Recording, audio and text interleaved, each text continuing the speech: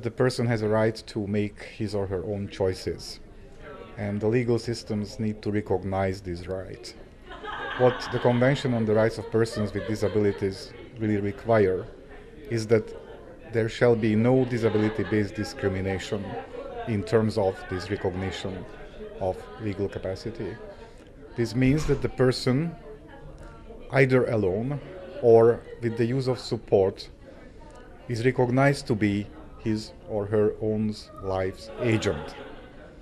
Nobody can force the person to enter into contracts, to choose the place of living, or to choose services to use on behalf of the person. It is really integral to the dignity of the person.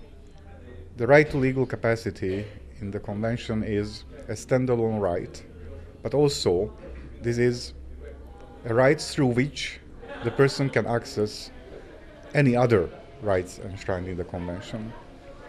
Without this recognition of the right to legal capacity, the person cannot really enjoy his or her right to employment, right to education, right to political life, right to marry or establish a family. Well, guardianship system, while on the surface may look like a protection of the person and his or her rights, but in reality, guardianship takes away the person's agency from the person. And because the human person is not only a passive body who has an identity, but it is also an active creator of his or her own life, who through his or her actions and choices has an influence on other people in his or her networks, and through them an impact on society. When someone is placed under guardianship, his or her right to do these things, his or her right to be the drive of his or her own life, and also his or her access to have an impact on his networks and society is taken away. He or she will be represented by someone, the guardian, who is going to decide on behalf of the person, sometimes without even asking the person.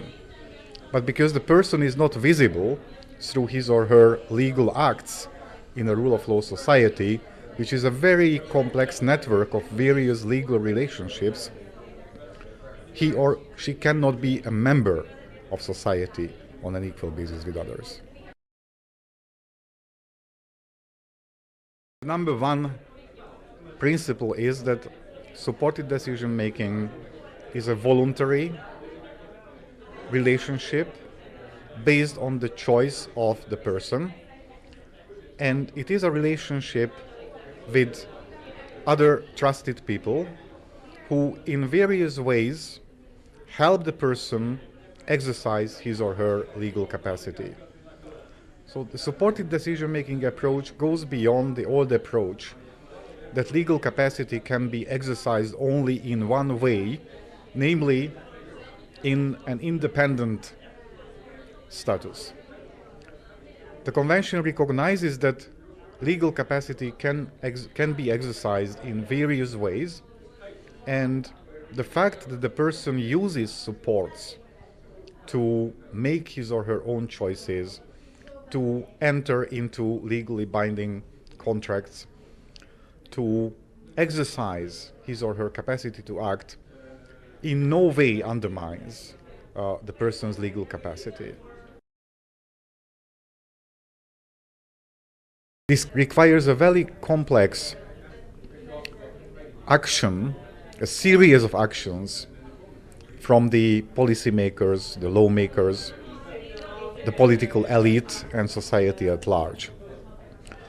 First, we need to remove those laws and practices which disable people from the enjoyment of legal capacity.